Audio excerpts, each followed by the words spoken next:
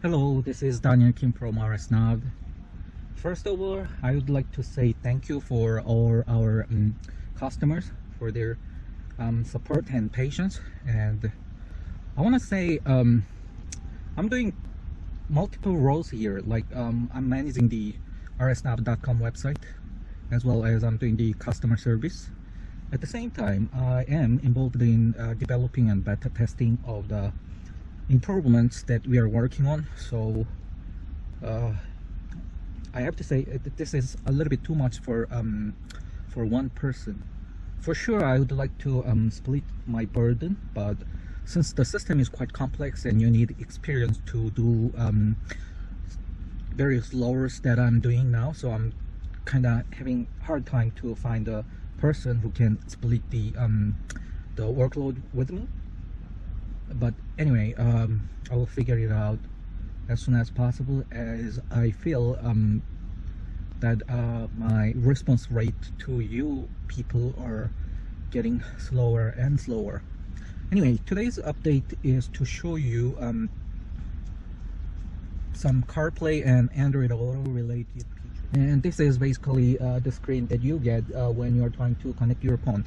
But the problem was this app is keep asking USB authorization every time you plug your phone in. So that was one of the bugs that bugging everyone, and finally we fixed it. So from next firmware update, it won't ask you multiple times that whether you would allow access to USB. So, and there's another feature update. Okay, so now I'm learning Android Auto, and the update today is finally we support the steering wheel control in both Android Auto and the CarPlay. So for the Android Auto, I'm not sure if you can see, but as I roll the left steering wheel button, the menu things are changing. If I want to play the music, press. Now it's playing music and I can skip it. And if I want to check further about the weather, I can press this, and apparently this doesn't do anything.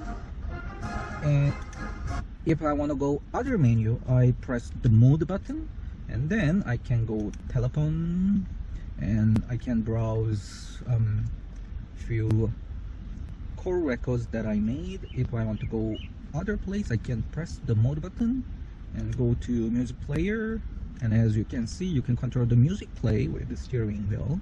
And if I press the mode button again, and if you press the voice command button, it brings up Google Assistant. Okay, asking to play music.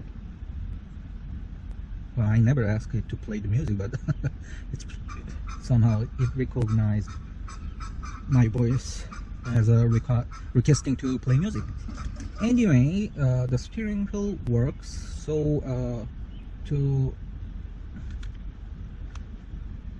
do a recap, left wheel roller serves as left and right browsing, and the mode button serves as toggle between the upper and lower menu, and left roller push action is the confirm action, and the voice command button calls up the Google. And that's pretty much it. And let's try Apple CarPlay. Okay, for CarPlay, everything works as we expected.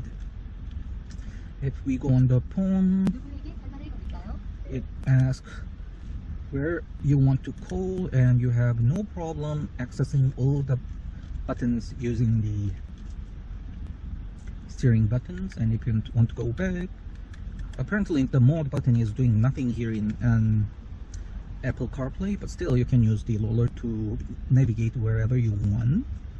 And for the maps, it works fine. You can select everything, even you can browse, and you can pan in the map. That's awesome. And if you want to go back, you just press the home button, and yeah, everything works. And if we call the voice button, apparently it will call city. So this is it.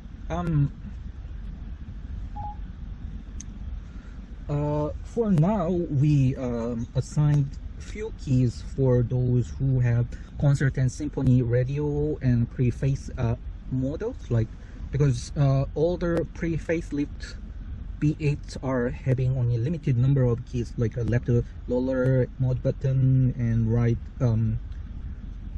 voice command button and the volume control. And for the facelifted vehicle, I know there's those vehicle with MMI, I know you guys have more buttons on your steering wheel. Actually, this steering wheel I have more buttons, but my original system was free facelift system, so even if I swap the steering wheel, the other buttons are not working, so that's what it is. So anyway, we will assign more button features for those who has nicer multi-function steering wheel with the more keys, so that won't be problem. But basically I want to cover you know, both of